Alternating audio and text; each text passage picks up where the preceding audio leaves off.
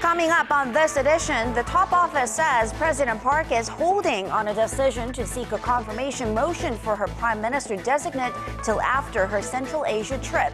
The nominee's past comments on Japan's colonial rule have caused controversy. Mark Lippert is set to become the next U.S. ambassador to South Korea, vows his role to help Seoul and Tokyo mend relations. And at the 2014 World Cup in Brazil, South Korea draws it out with Russia 1-1 in its opening match. Hello and welcome to the program. Thanks for tuning in. We are sensing President Park Geun-hye's hesitation regarding her prime minister nominee. The top office says she is holding things for now until after she comes back from her overseas trip to decide whether to step back or push forward with her pick. Ji Myung-gil has this report. President Park Geun-hye is mulling over whether to submit a motion to the National Assembly asking for a confirmation hearing on Prime Minister-designate Moon Chang-keuk. The president is receiving updates on domestic affairs from top aides during her trip. The motions requesting the confirmation of nominated cabinet members will be reconsidered after she returns to Korea. The presidential office had earlier said it would ask the parliament to prepare for a hearing this week. The postponement comes as both rival parties have been stepping up pressure on Moon to step down. He's been under fire for making controversial remarks years ago about Japan's colonization of Korea.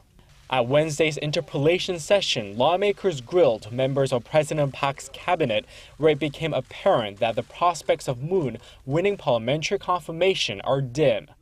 Won Hae-young, lawmaker for the main opposition New Politics Alliance for Democracy, lashed out at the presidential office for Moon's nomination. There seems to be a problem with the presidential office. It's not making the right choices for prime minister. What's going on? I regret the fact that such controversies continue to rise. I cannot comment on the presidential office's verification system for candidates. President Park's first choice for Prime Minister An Dae-hee withdrew his nomination amid criticism that he had made too much money as a lawyer, benefiting from his status as a former Supreme Court justice. The National Assembly will resume the interpellation session on Thursday with a focus on the economy. While details on the agenda have not been released, it's believed lawmakers will focus on bolstering safety management systems in response to April's ferry disaster. Ji Myung-gil, ARIRANG News. But for now, no word of backing down from the nominee himself. Just half an hour ago or so, Prime Minister nominee Moon told reporters that he will patiently wait and do what he needs to do, apparently talking about getting ready for his confirmation hearing. That is until President Park returns from her trip. And in other news, if all goes according to plan, the U.S. will have a new ambassador to South Korea by the end of this year. The U.S. Senate held a confirmation hearing on Tuesday for Mark Lippert, who indicated there wouldn't be much of a shift in policy under his watch. Hwang Sung-hee tells us more. At a Senate confirmation hearing Tuesday, U.S. Ambassador to South Korea nominee Mark Lippert said the alliance between Washington and Seoul have never been stronger. He said if confirmed, he will work closely with South Korea to denuclearize North Korea, as it remains a grave threat to the United States and its allies. Lippert said he will continue to isolate the regime and increase pressure through sanctions. Continued to build the international consensus to isolate North Korea and its regime, and perhaps one of the best examples is to isolate them on the human rights issue. Recognizing that the current diplomatic row between South Korea and Japan is a touchy subject, Lippert said he would not act as a mediator, but would encourage dialogue between the two neighbors. We wouldn't play a mediation role. We obviously have conversations to encourage a better dialogue between the Japanese and South Koreans to work through some of these very difficult and painful historical issues. Lippert said he will try to boost cooperation among Seoul, Tokyo, and Washington by arranging trilateral meetings, like the summit held in The Hague earlier this year. Lippert, who served as Assistant Secretary of Defense for Asian and Pacific Security Affairs, is arguably one of President Barack Obama's closest aides. If confirmed by the U.S. Senate, he will replace current Ambassador Sang Kim in the second half of the year. Hwang Sang-hee, ARIRANG News. The Pope is coming to Korea. That's been made official, and now his schedule confirmed. The Vatican and a local Catholic organization hosting the visit say he will meet President Park Geun-hye and preside over a Catholic youth festival as widely expected. The Pope is also scheduled to invite the families of victims who died in the April ferry disaster and deliver a homily in the central city of Daejeon. He is visiting Korea for 5 days beginning August 14th, and this will mark his first visit to Asia since being elected last year. It looks like more Korean women are turning in their aprons for timesheets. Data by Statistics Korea shows that the number of full-time stay-at-home moms came in at around 7 million last month, down 2.6% on year. Marking the 11th straight month of decline, it is mainly attributed to more moms coming out to work to support their families. Some other experts say it's a byproduct of government measures that encourage companies to institute flexible working hours so that families can maintain a better balance between home and work. There's no question that Korean electric vehicle battery makers have established themselves as major players in this market in recent years. They're now thinking big and targeting China, the rising market for EVs. Connie Kim tells us more. China plans to have 5 million electric vehicles on the road by 2020 as part of plans to address its chronic air pollution problem. It's a market Korea's EV battery makers are moving quickly to enter. Korea's #1 EV battery maker, LG Chem, inked a deal this week to supply to China's largest automaker, Shanghai Automotive Industry and Chorus Automotive. Shanghai automotive industry, unlike other local brands, caters to the high-end market. It has huge influence over the Chinese market, so we are expecting greater sales thanks to our recent contract. From 2009 to 2011, during the infancy stages of the electric auto industry, Japan led the market, but Korea is making up ground. Last year, Korean companies took up more than 40% of the EV battery market share, and this is the year Korea is expected to leapfrog Japan. Other Korean players are also expanding their presence in China as well. Samsung SDI plans to invest $600 million over the next 5 years to build an electric car battery factory in China. And SK Innovation has entered into a joint venture with Beijing Desk Technology with the goal of becoming China's top EV battery manufacturer. Korean companies face the challenge of developing new, safe materials that can be used in next-generation products. Secondary cell batteries, such as lithium-ion batteries, are regarded as dangerous because they contain liquid. Many companies from Europe and Japan are in the process of solidifying these batteries, but no Korean companies are trying it yet. Extending the lives of batteries is another task for Korean companies who hope to cement themselves in China's green car market, which is expected to grow 20-fold by the year 2020. Connie Kim, ARIRANG News.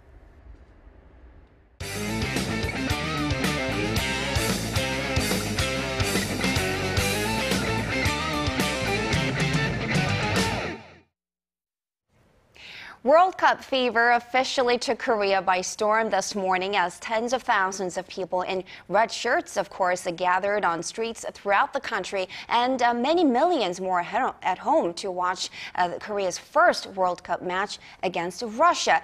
Korea found the back of the net first to take a 1-0 lead, but unfortunately let in an equalizer near the end, and that's how it finished, 1-1. And of course, our sports correspondent Song Ji-sun is joining me right here in the studio. So a draw, not bad, given what we saw in recent warm-up matches, though, right? I know they were totally different from the friendly matches where they lost 1-0 and 4-0, and I think they did much better than a lot of people had expected. After a multiple failed attempts to score in the first half, the goal came from Lee Gun-ho, who replaced Park Ju-young at the striker position in the second half. Just 12 minutes after stepping onto the pitch, Lee fired a strong long-range shot that the Russian goalkeeper failed to punch out of the net. It was Lee's first goal in his first World Cup, who's been mostly playing in the K-League. Now, this team headed by coach Hong Myung-bo is definitely getting it back to their rhythm, especially because Hong experienced the semifinals back in 2002. I think they're getting better and better by the day. Well, but winning this game and winning that 3 points would have made it easier or more possible for Korea to finish atop the group, right? Right. That was the most ideal scenario for the Korean team to win over Russia in the first game, but that didn't happen. They just had the lead for only 6 minutes as Russia made it 1-1. It was Russia's Alexander Kurzakov who scored easily as Korean goalkeeper Chung Sung-ryung could not get back in the position after blocking a shot by Alan Zakoev.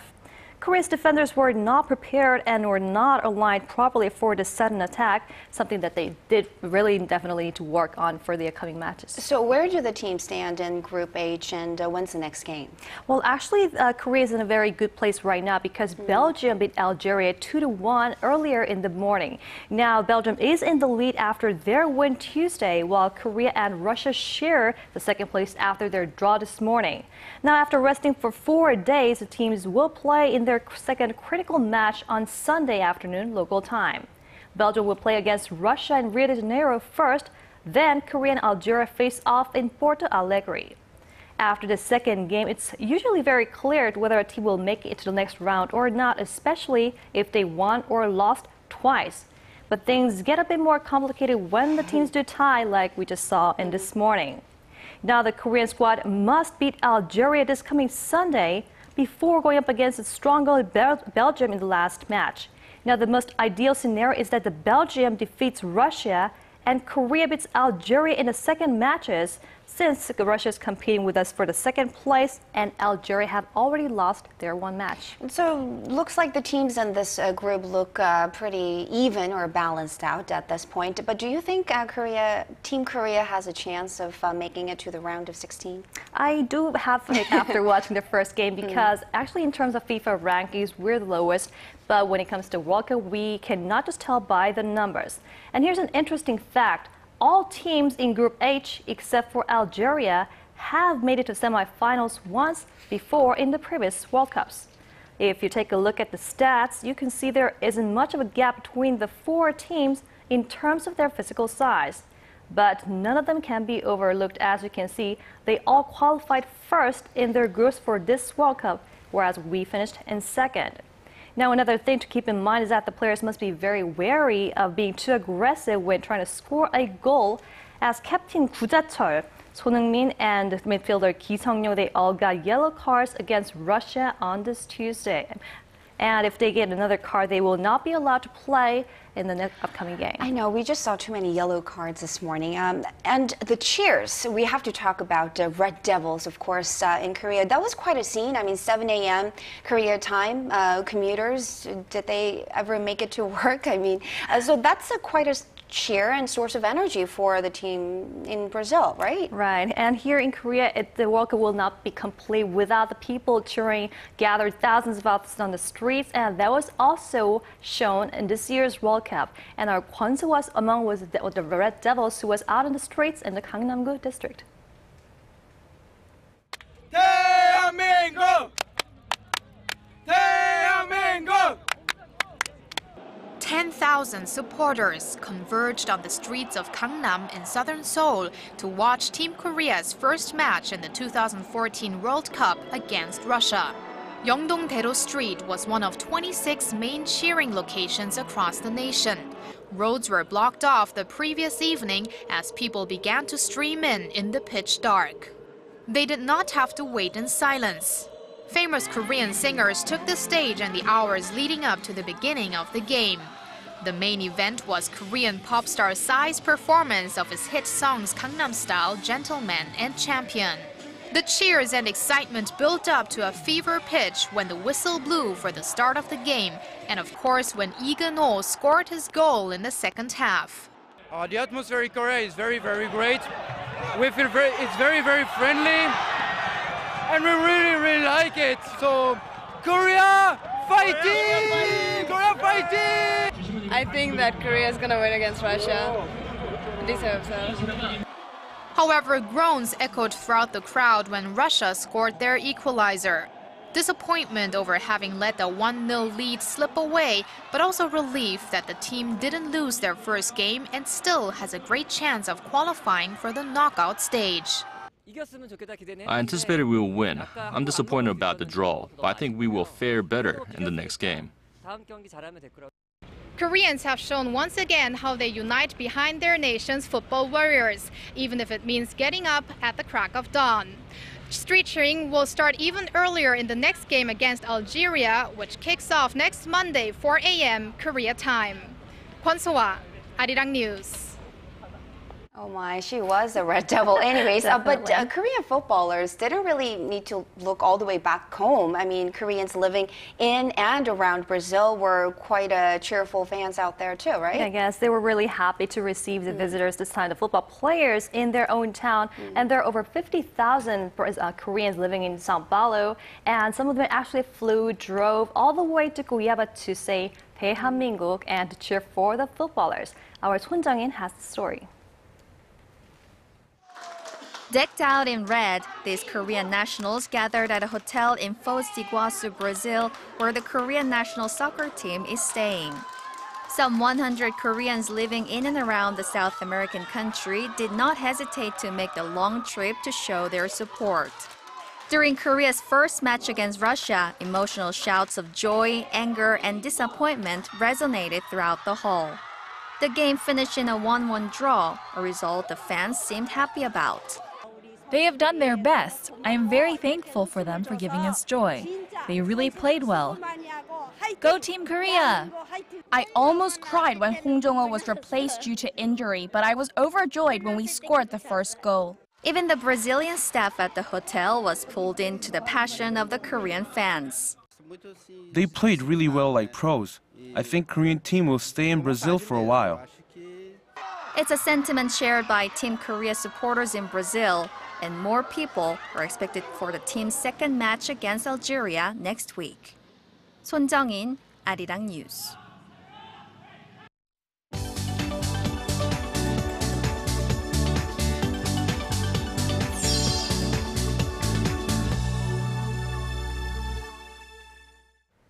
The U.S. has captured the key suspect who led an attack on its consulate in the Libyan city of Benghazi that killed 4 Americans 2 years ago. For more on this story, Paul is joining us from the News Center. Paul, the Pentagon says this was a major operation carried out by U.S. forces, U.S. Special Forces, and the FBI inside Libya. That's right. Ahmed Abu Khattala was taken into custody in a secret military raid on Sunday and is now being held on a U.S. warship. He's being called the suspected ringleader to that deadly strike in 2012, and U.S. President Barack Obama warns he will face the full weight of American justice. Our Kim Hyun-bin has more. The United States announced on Tuesday that it has captured the suspected ringleader of the 2012 attack on the U.S. diplomatic compound in the Libyan city of Benghazi. The attack killed 4 Americans, including the U.S. ambassador to Libya, Christopher Stevens. U.S. President Barack Obama authorized the operation on Sunday that captured Ahmed Abu Khattala inside of Libya.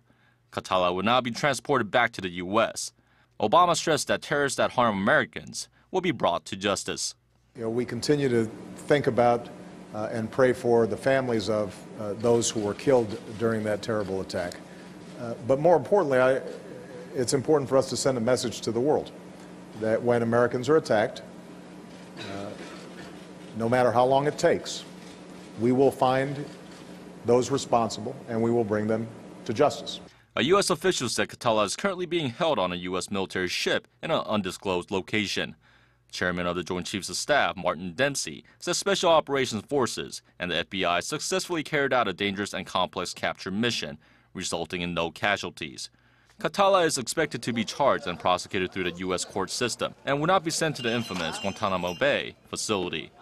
The decision follows past practice and is in line with Obama's policy of prosecuting suspected militants caught abroad through the U.S. justice system.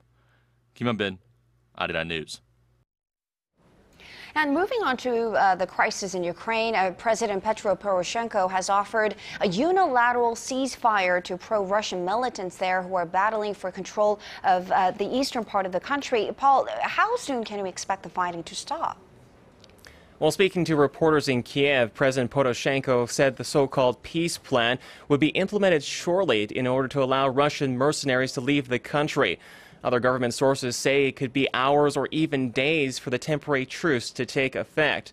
The announcement comes after telephone talks with Russian President Vladimir Putin on Tuesday. Meanwhile, Ukrainian security forces and pro-Russian separatists are continuing to clash in the eastern city of Slavyansk. The conflict has fueled a grave humanitarian crisis in the region since militants took over control of several government buildings and airports in April.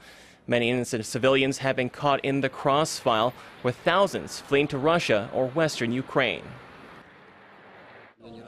If I run away, where's the guarantee that I won't be shot somewhere on the road as they are shooting at cars and buses? And in the forest there are booby traps and mines. I don't want to blow myself up, to find death somewhere along the road with a small child in my arms.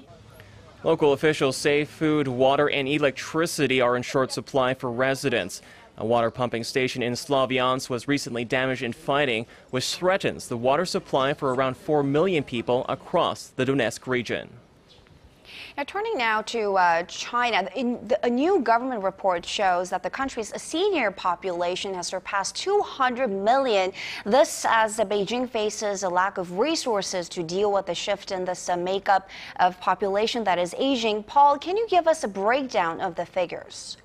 Well, the Chinese Ministry of Civil Affairs released its annual social development report showing that over 202 million people were aged 60 years or older last year. That's 15% of the entire population. At this rate, proportions of elderly citizens nationwide will overtake that of Japan by 2030, making China the world's most aged society. The Civil Ministry attributed the sharp rise to longer life expectancies, along with a growing tendency to live in larger cities that have better health services. Beijing has been struggling to cope with the rapid growth in its elderly population. The report also said there was about 42,000 nursing homes across the country, with a total of 4.9 million beds, which works out to an average of 24 beds for every 1,000 seniors. Meanwhile, nearly 14 million Chinese couples got married last year, but the growth rate of divorced people still far exceeds that of those tying the knot. And finally, a rare British postage stamp has been sold at an auction house in New York for $9.5 million, setting a new world record. This is the most expensive stamp ever sold in history. You have to tell me what makes this stamp so special. Well, it's truly one of a kind. The British Guiana 1-cent magenta was one of the first postage stamps ever made and is often described as the most famous.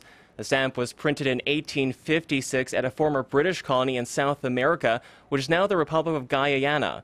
The stamp was sold by the late multi-millionaire John DuPont of the DuPont chemical fortune, who bought it in 1980 for around $900,000. An anonymous telephone bidder on Tuesday purchased this stamp, which has been called the Holy Grail of stamp collectors. At 7,500,000. It sets a brand new world record for a stamp, obviously, so far above any prior price for a stamp. It's going to be a hard one to beat, and probably won't be beaten until this stamp comes up for sale yet again in the future. According to the Sotheby's auction house, it's also the most valuable object by weight and size ever sold. The previous record price was set in 1996 for a single Swedish stamp for about $2.2 million. Charity? All right, Paul, good stuff there. Thank you very much for that update, and we'll see you back here in just about 2 hours.